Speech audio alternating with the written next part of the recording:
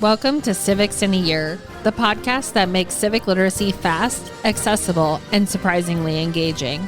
In just 10 minutes an episode, we'll tackle one of 250 essential questions about American democracy, how it works, why it matters, and what it means for you. Whether you're a student, a teacher, or just someone who wants to better understand your country and your rights, you're in the right place. Civics in a Year is powered by the Civic Literacy Curriculum from the Center for American Civics and is produced in partnership with the School of Civic and Economic Thought and Leadership at Arizona State University. Welcome back to Civics in a Year. Today we are talking about the Missouri Compromise. So the date on this one is 1820. And we have Dr. Paul Carisse with us to talk about this primary source. So, Dr. Carisse, the Missouri Compromise, what was the Missouri Compromise and why is it a significant moment in American political history? Thanks, Liz. This is a very important moment because, in a way, any serious American citizen today in the 21st century would need to understand it as part of the path to the Civil War in 1860 that somehow America in its first 70 years could not figure out how to avoid a cataclysmic conflict over slavery and what to do with it. So to put this in context, one reason there was a crisis in 1820 over what to do with the Missouri Territory becoming the state of Missouri is because of the Louisiana Purchase of 1803, which under President Jefferson's first administration doubled the size of the United States, extending the United States to the Mississippi River and beyond.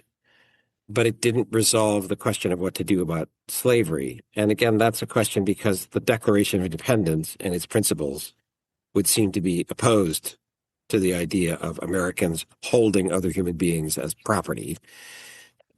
So the Louisiana Purchase sets up this issue that isn't resolved in Jefferson's presidency, Madison's presidency, and now we're into Monroe's presidency by 1820. Now, the Northwest Ordinance of 1787, right, which is passed under the Articles of Confederation Congress, the Northwest Ordinance of 1787 had abolished slavery in those Northwest territories, and there are 5 or 6 states that come out of the Northwest Ordinance, Illinois over through Minnesota, right? So that was a statement that, and George Washington as first president and the first Congress repasses the Northwest Ordinance of 1787. So that puts the United States government on the trajectory of saying, in the new territories, we're not going to have slavery. But it turns out that those were territories up in the north, and from the 1780s onward, the new states in the North had abolished slavery, but of course the states in the South had kept slavery. So President Jefferson hadn't come up with any equivalent idea of abolishing slavery in the new Western territories established by the Louisiana Purchase, nor had President Madison, and now we're toward, we're into James Monroe's presidency by 1820. So that's one context, the Louisiana Purchase. The second is that a crisis arises in 1820 because, as I've been mentioning, of the basic compromise established at the time of the Declaration of Independence and the 1787 Constitution being proposed, the compromise about slavery. In Jefferson's draft of the Declaration of Independence, he has a paragraph which is brutally critical of King George for imposing the slave trade on these North American colonies. It's all the king's fault. But it clearly takes a moral position that slavery per se is wrong, violates equal natural rights of human beings. And the Second Continental Congress can't handle that. The Southern colonies turning into states don't want that strong a condemnation of slavery. And so it's removed in the final debate about what the text of the final text of the Declaration will be. And the 1787 Constitution also does not resolve the obvious contradiction between the main principles of the Declaration on the one hand, and the continuation of slavery in the United States on the other hand. So,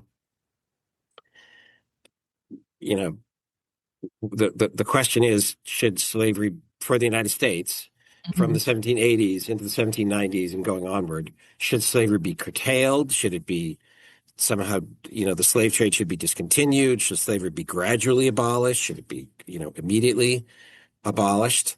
And so by, 1820, presidents and Congresses had avoided the issue generally, other than the Northwest Ordinance.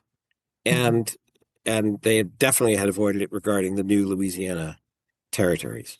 I mean, to give credit to President Jefferson, he had signed in 1808 legislation from Congress to abolish the slave trade. That's because that was permitted in the 1787 Constitution as a possibility.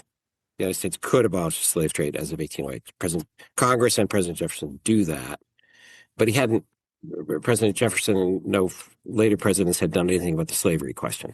So finally, there's one final element, a third element to bring up about 1820. President Monroe had continued the idea inherited from Presidents Jefferson and Madison that the presidency should be fairly weak. Congress should really be the lead branch of the government. And while Jefferson in practice didn't adhere to this, Jefferson was a pretty strong president, thus the Louisiana Purchase, among other things that he did. President Madison and President Monroe kind of stuck to the theory. Congress should be the lead power of the Union, of the federal government. And so President Monroe, when the immediate issue that comes up in 1820 is what to do about Missouri wanting to become a state, and then also Maine up in the Northeast wanting to become a state. And President Monroe sort of says Congress is the lead on these major questions of, domestic policy. This is not a foreign policy question where the executive could arguably said to have, a more prominent role. This is a domestic question, leave it to Congress. So in 1820, Congress, as a legislature, does what legislatures do. State legislatures, Congress, they broker a deal. They come up with a compromise. You have all these people in different factions and parties. So what then, given these 3 points, does the Missouri Compromise of 1820 do? First, it says Missouri comes into the Union as a slave state, but Maine and the Northeast comes in as a free state. And the crucial compromise there is especially involving the Senate. So the pro-slavery Southern states want to make sure that there's never a supermajority of states, therefore never a supermajority of senators in the Senate, who could vote to approve an amendment to the Constitution that would abolish slavery. It's okay to have a majority of the states, majority of senators being opposed to slavery, but you need a supermajority because of the filibuster rule in the Senate. You need a majority. You need a supermajority in the Senate to pass a constitutional amendment. So it's okay that Maine's going to come as a free state, but we got to set this precedent. So argue the pro-slavery people in 1820. We got to set this precedent or principle that we got to keep a balance. If a free state comes in, we want to make sure enough slave states, pro-slavery states come in. So that's the deal in 1820, the Missouri Compromise. Missouri comes in as a slave state, Maine is a free state. Then this really means a kind of temporary resolution of the crisis over slavery by also in the Missouri Compromise banning any territories north of the southern border of Missouri. So we'd be helpful looking at a map now. Any territories north of the southern border of Missouri could only come into the Union as free states, abolition of slavery. But it also then means the principle implicitly that states south of the southern border of Missouri, territories becoming states, heading up to the west, they could come in as slave states. And that keeps the ratio that the pro-slavery states in the South want to keep, that there's enough of a minority of slavery pro-slavery states, you could never get a constitutional amendment banning slavery. And where is this line, the southern border of Missouri? If you go across the west to the Pacific Ocean, we're in the state of Arizona. It's basically the northern border of New Mexico and Arizona, and then again cutting it to California. So it's the lower third of the geography of the United States as we know it now, the continental 48 states. Basically, that lower third says slavery can be permitted in the territories, and then the states becoming territories. So this is a compromise that avoids the crisis of potentially the Union busting up in 1820, and does say something of the spirit of the Northwest Ordinance carries that in the northern part of the Union, there won't be slavery, but in the southern part, there can be slavery. So, and I will say Jefferson in 1820 uses very panicked language in a letter, and he knows all his letters are going to become public. When this crisis is arising about what to do with Missouri and what to do with Maine, he writes a letter before the compromise saying, "This momentous question, like a fire bell in the night, awakened and filled me with terror.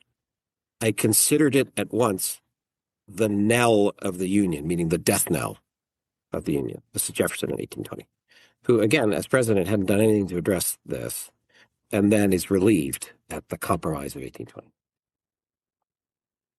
So the Missouri Compromise holds the Union together because, again, to place ourselves here, the Civil War has not happened yet. This is all the stuff before.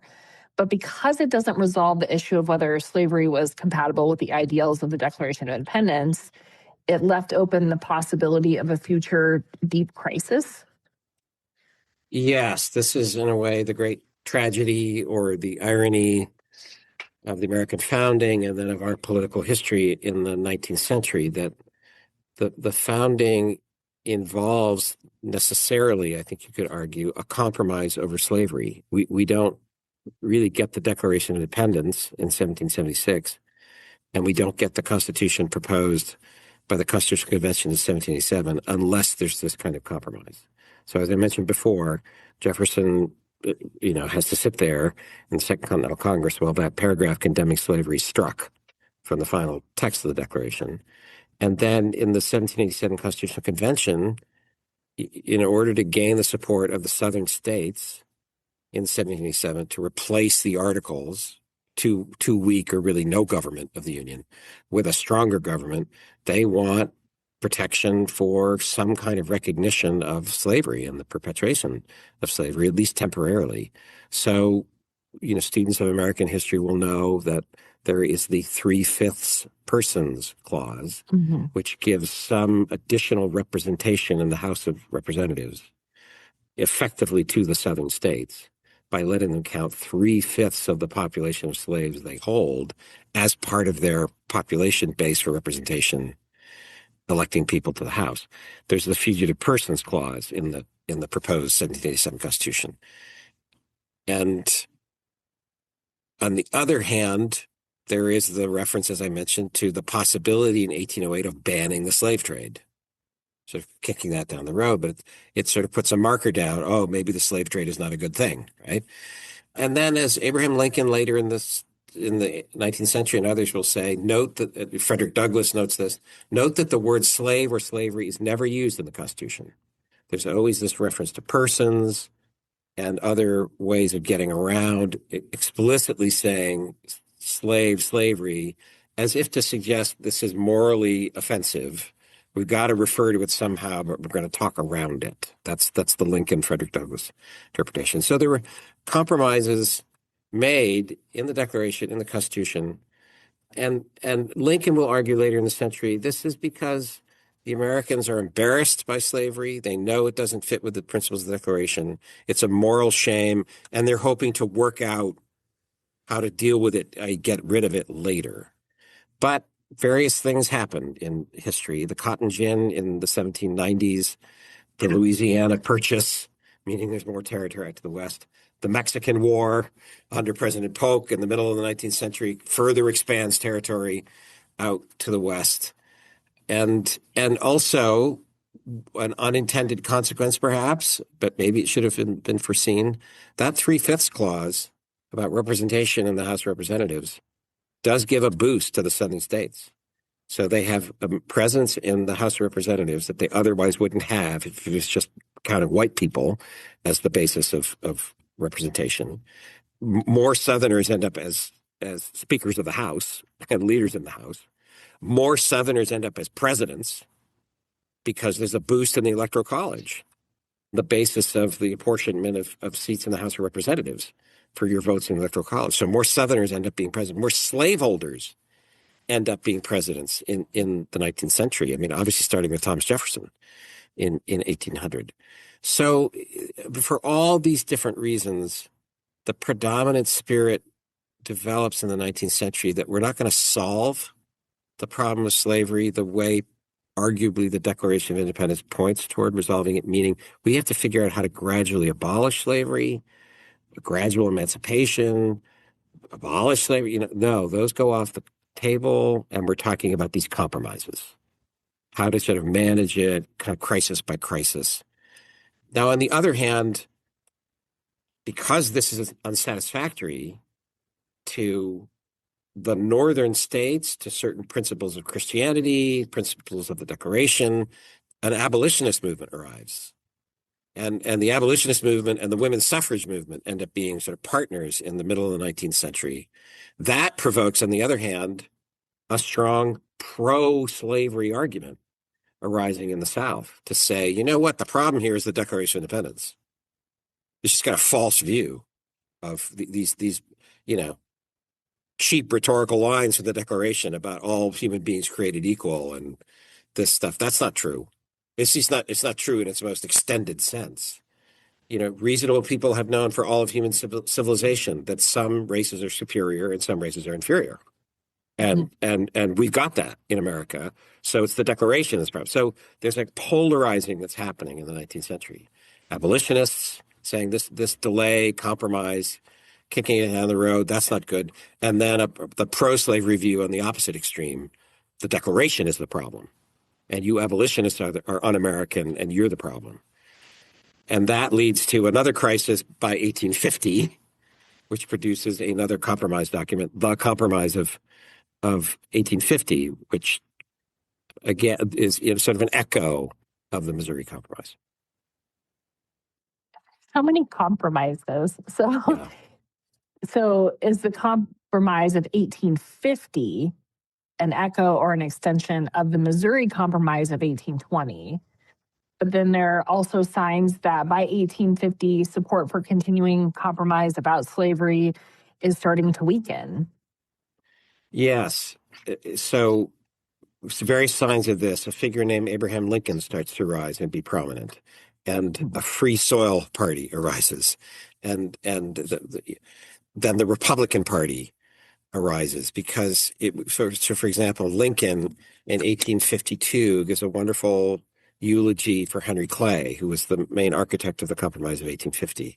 But it also says basically in the eulogy, the time for compromise is over. When you have people in the southern states making the pro-slavery argument, do away with the Declaration, then how can we, who know that morally the Declaration is against slavery, how could we keep compromising with folks like that? And then the Kansas-Nebraska Act comes along with 1854, Senator Stephen Douglas, that basically repeals the Missouri Compromise.